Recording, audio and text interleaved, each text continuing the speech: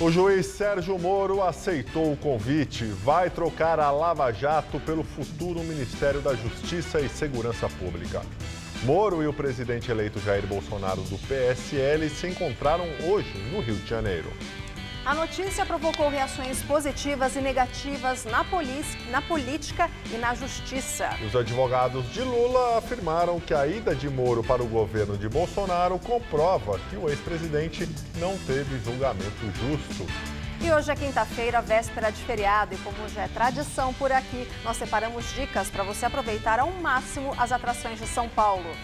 Entre as opções desse fim de semana tem coral, show de rap, circo e cinema. Vão ver mais sangue do que Hotel Ruanda. A era vem selvagem, pantera sem amarra, mostra garra negra. Eu trouxe a noite como camuflagem. Você acompanha essas e outras notícias agora no Jornal da Gazeta, edição das 10.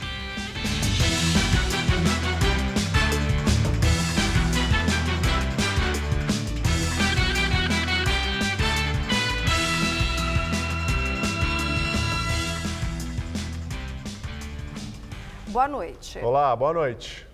A polícia de São Paulo descobriu mais um plano de resgate do líder do PCC, Marcola, que está no presídio de Presidente Venceslau, no interior do estado. O plano do PCC foi descoberto semanas atrás pelo governo de São Paulo e estava sendo mantido em segredo pela Secretaria de Segurança Pública. A ideia do grupo era resgatar Marcos Camacho Marcola de dentro do presídio de segurança máxima de Presidente Venceslau, no interior de São Paulo. De acordo com as investigações, o resgate incluiria carros blindados, 2 helicópteros de guerra, lança-mísseis e metralhadoras, além da contratação de mercenários estrangeiros para a colaboração na fuga.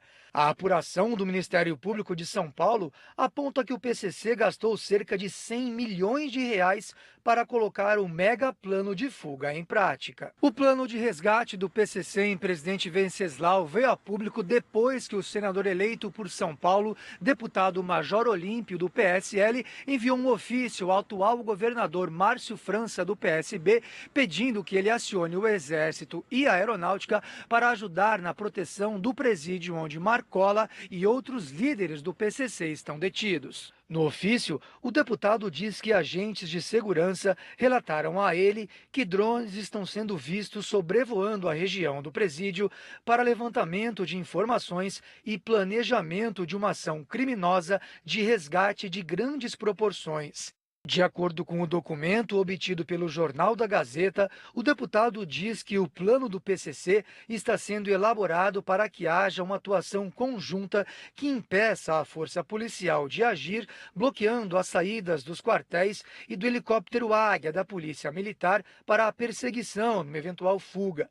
No plano, o PCC planeja também fechar estradas com veículos de grande porte para impedir a atuação das forças de segurança do Estado, diz o documento. Condenado a 232 anos e 11 meses de prisão por formação de quadrilha, roubo, tráfico de drogas e homicídio, Marcola e parte da cúpula do PCC estão presos na penitenciária 2 de Presidente Venceslau, a 600 quilômetros da capital paulista. E a possibilidade de resgate de Marcola em Presidente Venceslau levou o governo paulista a pedir auxílio ao Exército para enfrentar o PCC. O Comando Militar do Sudeste disse agora à noite ter recebido a solicitação de apoio logístico da Secretaria de Segurança Pública Paulista e vai ajudar a Polícia Militar com o fornecimento de fuzis .50, além de treinamento de policiais para a utilização do armamento pesado. O Exército diz que está de prontidão para atender qualquer outra solicitação do governo paulista. O juiz Sérgio Moro aceitou o convite e vai assumir o Ministério da Justiça e Segurança Pública de Jair Bolsonaro, do PSL. Sérgio Moro chegou à casa do presidente eleito por volta das 9 da manhã. A conversa com Jair Bolsonaro durou cerca de 2 horas. Na saída, o juiz tentou falar com os jornalistas. Houve confusão com pessoas que se juntaram na porta do condomínio e Moro desistiu.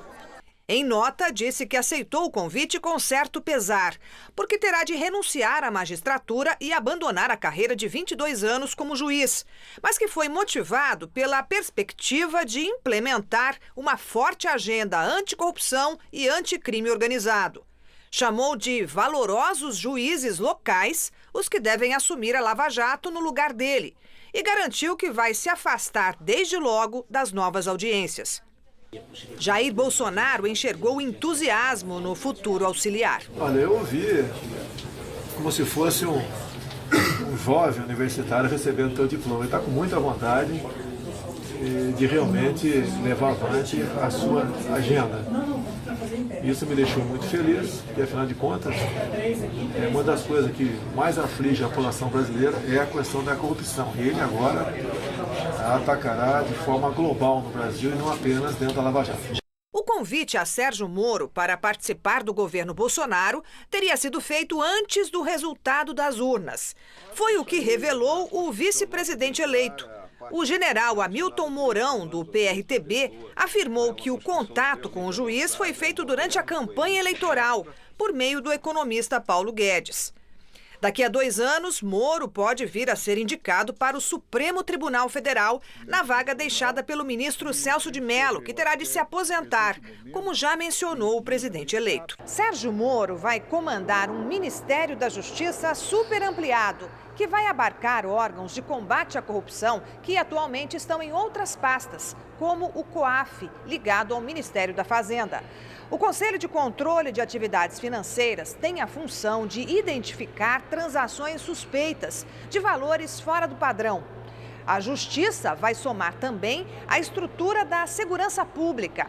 O presidente eleito garantiu que Moro terá liberdade para escolher o segundo escalão, inclusive o diretor da Polícia Federal, órgão que também vai chefiar. Obviamente não é uma especialidade dele a segurança pública, mas bem assessorado e com a inteligência que lhe é peculiar, ele tomar as decisões adequadas nessa área. Diante da repercussão negativa, Bolsonaro sinalizou que pode voltar atrás e deve manter distintos os ministérios da Agricultura e do Meio Ambiente. Críticos defendem que a fusão das pastas poderia prejudicar o agronegócio, com retaliações comerciais de países importadores que cobram a preservação do meio ambiente. Bolsonaro ressaltou, porém, que não quer ministro de perfil radical. Uma pessoa voltada realmente para a defesa do meio ambiente sem o caráter xiita, como feito nos últimos governos. Nós pretendemos proteger o meio ambiente, sim, mas não criar dificuldade para o nosso progresso. Ao aceitar o convite de Bolsonaro, o juiz Sérgio Moro se afasta da Operação Lava Jato. Pela lei orgânica da magistratura, no cargo, um juiz pode apenas dar aulas em universidades. Com a decisão de pedir exoneração e assumir o Ministério da Justiça, Moro não vai mais tomar o depoimento do ex-presidente Lula, que está preso desde abril no caso do sítio de Atibaia, que estava marcado para o próximo dia 14.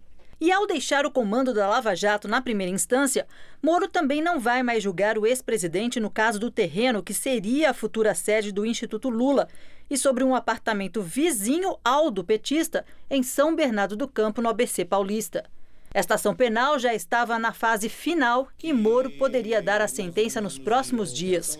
Quem assume este caso é a juíza Gabriela Hart. A magistrada já atuou em casos da Operação Lava Jato em ausências temporárias de Moro. Em abril deste ano, ela determinou a prisão de José Dirceu. A juíza assume temporariamente a Lava Jato. Os processos do maior esquema de corrupção na Petrobras ficarão com Gabriela Hart até que a presidência do Tribunal Regional Federal da 4ª Região, por meio de concurso interno, defina um juiz titular.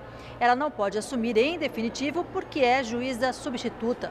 Por enquanto, a magistrada vai tocando os processos. Na semana que vem, começa a ouvir testemunhas do sítio de Atibaia. E no dia 14, a magistrada deve interrogar Lula sobre o caso. Sérgio Moro se tornou juiz em 1996, há 22 anos. O primeiro grande caso sob sua responsabilidade foi o Banestado, que investigou remessa irregular de cerca de 150 bilhões de dólares para o exterior entre 1996 e 2002. Mas foi em março de 2014 que ganhou projeção nacional, quando se tornou o responsável pela Lava Jato na primeira instância, que desarticulou um mega esquema ilegal na Petrobras. Desde então, virou um símbolo nacional no combate à corrupção. Entre os condenados por Moro, o ex-presidente Lula, no caso do Triplex, o ex-ministro Antônio Palocci, o ex-presidente da Câmara, Eduardo Cunha, do MDB, Pedro Correia, ex-presidente do PP, o ex-senador Gin Argello, do PTB, e grandes empreiteiros como Marcelo Odebrecht e Léo Pinheiro, da OAS. A frente da Lava Jato não ficou livre de críticas. Em março de 2016, o PT reclamou da divulgação de áudios entre a então presidente Dilma Rousseff e o ex-presidente Lula. Na época, Moro afirmou que seguiu a Constituição. Segundo ele, as pessoas tinham direito de saber a respeito do conteúdo daqueles diálogos. Na carreira como juiz, foi responsável pela condenação também de líderes do tráfico internacional de drogas, como Lúcio Rueda Bustos, do Cartel de Juarez, maior organização criminosa do México, e Fernandinho Beiramar. Em 2012, chegou a assessorar a ministra Rosa Weber durante o julgamento do mensalão petista. E a notícia do convite ao juiz Sérgio Moro para o Ministério da Justiça, que foi aceito, como a gente viu aí, provocou diferentes reações na política e no judiciário. Pelo Twitter, Fernando Henrique Cardoso afirmou: Moro na Justiça, homem sério. Preferia vê-lo no STF, talvez uma etapa. A corrupção arruína a política e o país. Se Moro a combater, ajudará o país. O governador eleito de São Paulo, João Dória, retuitou a postagem de Jair Bolsonaro, que comemora. O juiz Sérgio Moro aceitou nosso convite para o Ministério da Justiça e Segurança Pública. O ministro do STF, Luiz Fux, afirmou que a escolha de Sérgio Moro é excelente. Para ele, a indicação é a que a sociedade brasileira faria se fosse consultada. Fux acrescentou que o juiz é símbolo da probidade e da competência e que foi uma escolha por genuína meritocracia. Também nas redes sociais, Deltan Dallagnol, procurador-chefe da Operação Lava Jato em Curitiba, celebrou a confirmação de Moro. Disse que o juiz vai ao Ministério da Justiça por um bem maior, consolidar os avanços da Lava Jato e avançar contra o crime organizado. Responsável pela Lava Jato no Rio, o juiz Marcelo Bretas parabenizou Moro. Ao colega e amigo Sérgio Moro, desejo sucesso. Competência profissional e dignidade pessoal não lhe faltam para exercer as maiores funções em nossa República. No Twitter do PT, lideranças e aliados se manifestaram contra a indicação. Em sua conta pessoal, a presidente do partido, a senadora Gleisi Hoffmann, escreveu: ao aceitar convite para ser ministro de Bolsonaro, parcialidade e intenções políticas de juiz ficam ainda mais claras aos olhos do Brasil e do mundo. A ex-presidente Dilma Rousseff, do PT, afirmou também pelo Twitter: o juiz Moro autorizou a gravação e vazou conversa minha com Lula, alimentando o processo de impeachment. Os advogados do ex-presidente Lula também se manifestaram. Em nota, Cristiano Zanin Martins afirmou que o sim de Moro e a revelação de conversas mantidas por ele com a cúpula da campanha do presidente eleito comprovam que o ex-presidente foi processado, condenado e encarcerado sem que tenha cometido crime, com o claro objetivo de interditá-lo politicamente.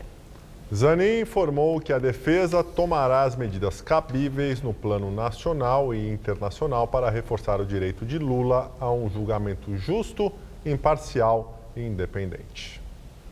E agora vamos ao comentário de política com o José Neumann Pinto.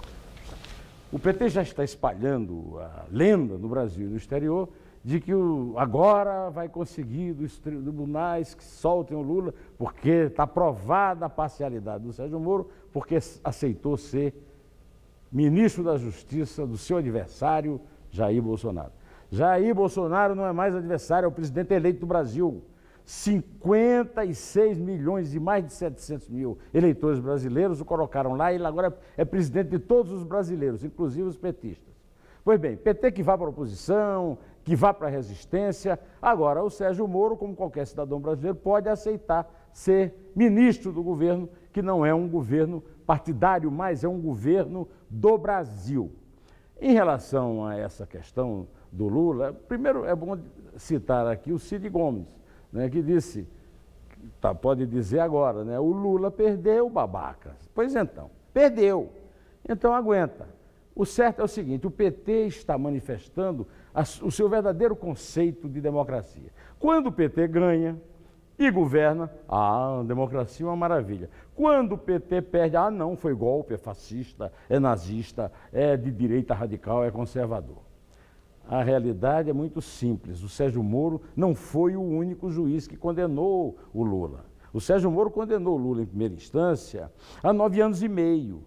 Aí foi para o Tribunal Regional Federal da 4ª Região em Porto Alegre e apenas subiu para 12 anos e 1 mês. E o Tribunal Superior de Justiça, por 5-0, manteve a pena e o Supremo Tribunal Federal rejeitou o habeas corpus. Portanto, esta é a realidade dos fatos. Quem não estiver satisfeito tem uma coisa a fazer. Basta não cometer crime. Quem não comete crime não é preso nem condenado, tá certo? Bom, eu volto terça-feira, direto ao assunto. Em pé. Em coletiva, o presidente eleito Jair Bolsonaro falou sobre as articulações para a escolha do novo presidente da Câmara e medidas de combate ao desemprego. O presidente eleito disse que não vai se envolver na escolha do presidente da Câmara, mas reafirmou que não quer um integrante do PSL no comando da casa. Geralmente um presidente não se envolve nessa questão porque ele vai se queimar com uma parcela considerável da Câmara. O que eu conversei com alguns do meu partido é que nós devemos ter humildade e apoiar alguém de outro partido, logicamente, que tem o compromisso de liberar a pauta para as questões nossas. Bolsonaro ressaltou ainda que investir no turismo pode ser uma saída para combater o desemprego no país.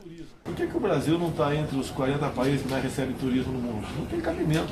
O turismo aí seria, rapidamente teria centenas de milhares de empregos no Brasil. O que falta? Você tem que ver a questão da violência. Ninguém vem de fora aqui para o Brasil sabendo qual é o risco de morrer aqui. Então, se você consegue atacar a questão da violência, você pode trazer gente de fora que vai movimentar a nossa economia com custo quase zero nosso, apenas uma pequena infraestrutura. O ministro da Segurança Pública, Raul Jungmann, anunciou hoje a abertura de inquérito da Polícia Federal para apurar suposta obstrução na investigação dos assassinatos de Marielle Franco e Anderson Gomes, conforme pedido da Procuradoria-Geral da República. A solicitação de Raquel Dodge feita ao ministro da Segurança Pública acontece em resposta a denúncias feitas em 2 depoimentos que serão mantidos em sigilo. Elas se referem a um suposto grupo que estaria impedindo os esclarecimentos das mortes da vereadora do PSOL, Marielle Franco, e do seu motorista Anderson Gomes, prestes a completarem 8 meses sem resolução. A requisição da PGR, que resulta na abertura de inquérito, foi anunciada por Raul Jungmann em Brasília. Ela determinou que a Polícia Federal abrisse inquérito para investigar essa organização criminosa, que envolve agentes públicos, repito, milicianos, organizações criminosas e a contravenção para impedir que se chegue aos mandantes e executores reais do duplo homicídio. A Procuradoria-Geral da República também pediu a proteção das testemunhas que prestaram depoimento sobre os supostos fatos e seus parentes. Hoje também o jornal O Globo publicou uma entrevista do miliciano preso Orlando Curicica, apontado como um dos suspeitos na execução da vereadora Marielle Franco. De acordo com a publicação, o ex-policial militar negou a participação no crime e acusou a Polícia Civil de desinteresse na resolução do caso, além de acobertar assassinatos. Agora as notícias internacionais. Na Indonésia, foi resgatada a caixa preta do avião que caiu com 189 pessoas a bordo no começo da semana. Não houve sobreviventes do acidente. O equipamento foi encontrado depois que as equipes com quase 1.000 pessoas, incluindo dezenas de mergulhadores, seguiram um sinal eletrônico no mar onde caiu o avião. O resultado da investigação completa pode demorar até 6 meses, embora o governo indonésio queira publicar um relatório preliminar em 1 mês. De acordo com relatórios da companhia aérea Lion Air, o Boeing 737 MAX começou a ser usado pela linha aérea indonésia em agosto deste ano.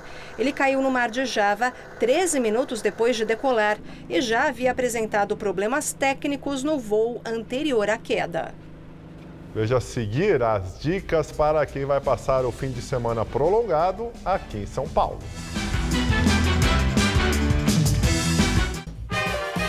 No Todo Seu de hoje, eu recebo os humoristas Larissa Câmara e Paloma Santos para um bate-papo divertidíssimo sobre aquelas notícias bizarras que aparecem na internet.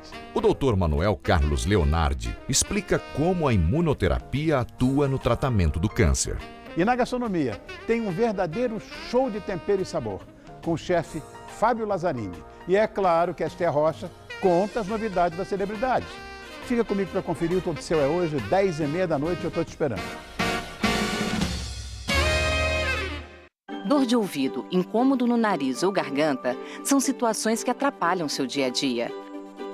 Aqui no Hospital Paulista, você conta com estrutura completa para tratar as dores mais comuns até as cirurgias complexas em otorrinolaringologia.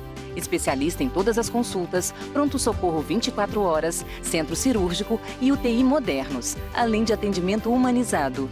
Hospital Paulista, especialista em ouvido, nariz e garganta. Dr. Brasil Podemos Neto, diretor técnico médico, CRM/SP 70149.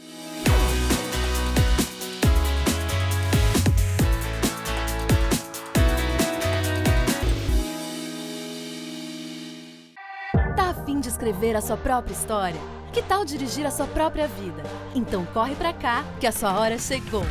Bem-vindo ao Universo Casper, um lugar certo para você pensar, criar e questionar. Na Casper, razão e emoção se unem para fazer diferente, fazer melhor. E você, aceita o desafio? Tem muita coisa nova te esperando por aqui. Faculdade Casper Líbero, paixão por comunicação. Tem Clássico Paulista, tem confronto de 6 pontos, tem eliminação na Libertadores, tem polêmica, tem mesa redonda. E os craques do Futebol Debate analisam lance a lance tudo o que rolou em campo e fora dele. Mesa Redonda, neste domingo, 9 da noite. Oferecimento Lux Color. Tudo que é muito bom é tão bom quanto pintar com Lux Color. Rede Pit Stop, a sua rede de peças e serviços no Brasil.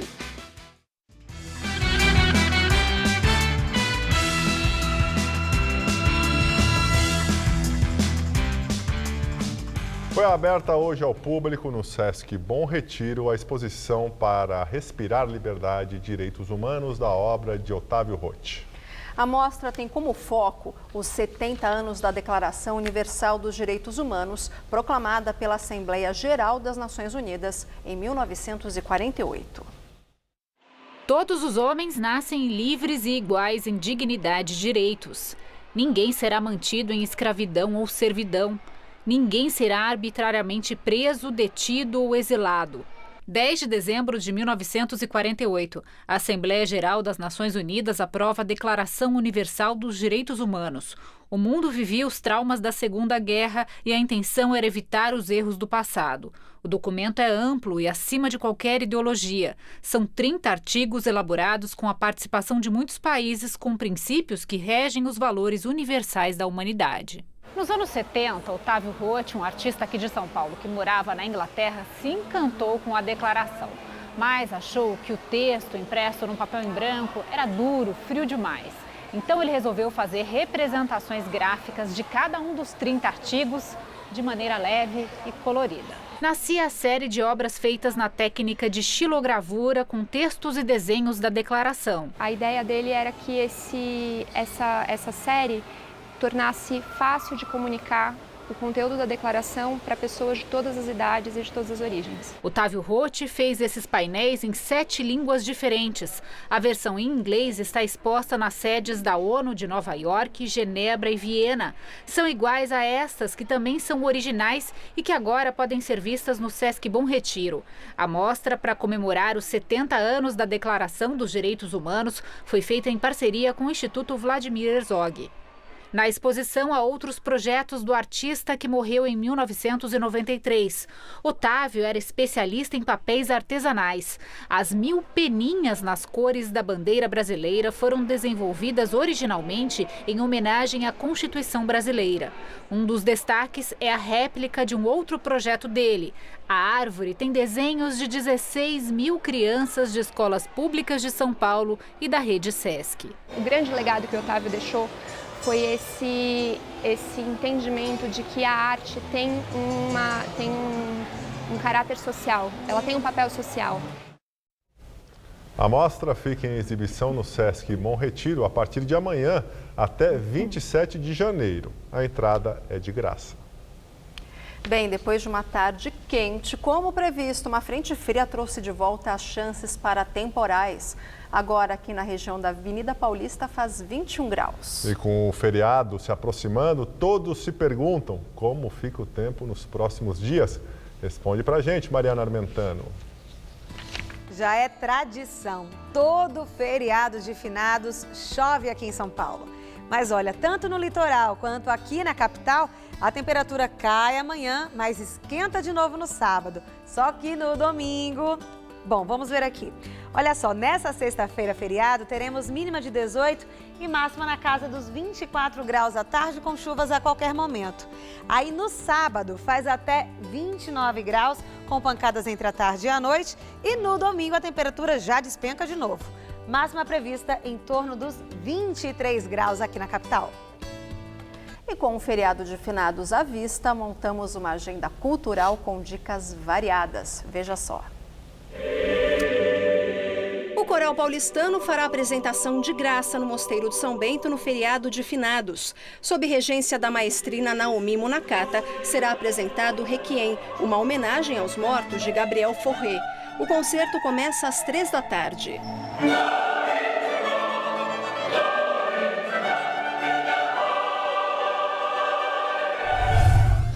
Resgatar nos grandes centros urbanos a magia dos espetáculos circenses apresentados sob a lona.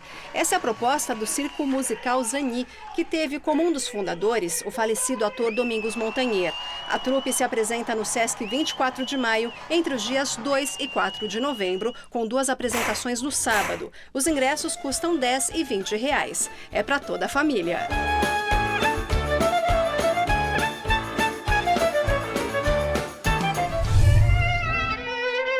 Últimos dias para conferir a retrospectiva de Buster Keaton no Centro Cultural Banco do Brasil. Ator, comediante, diretor e roteirista norte-americano, fez fama com suas façanhas sem dublês e sua atuação extremamente física no cinema mudo, trabalhando inclusive ao lado de Charles Chaplin. Serão exibidos 50 títulos, sendo 3 sessões com acompanhamento de piano e debates. Ingressos a R$10.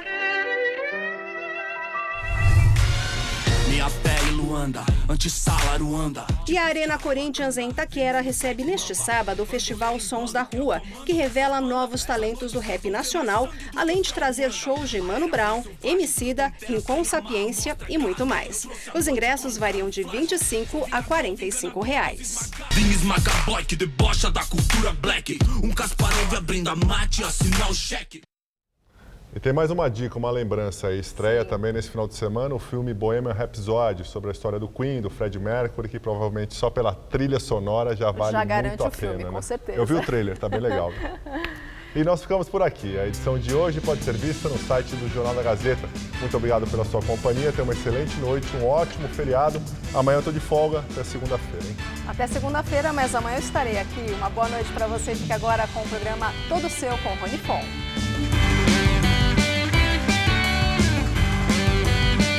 A dupla sertaneja Álvaro e Daniel se apresenta no palco do Revista da Cidade desta sexta, 9h30 da manhã.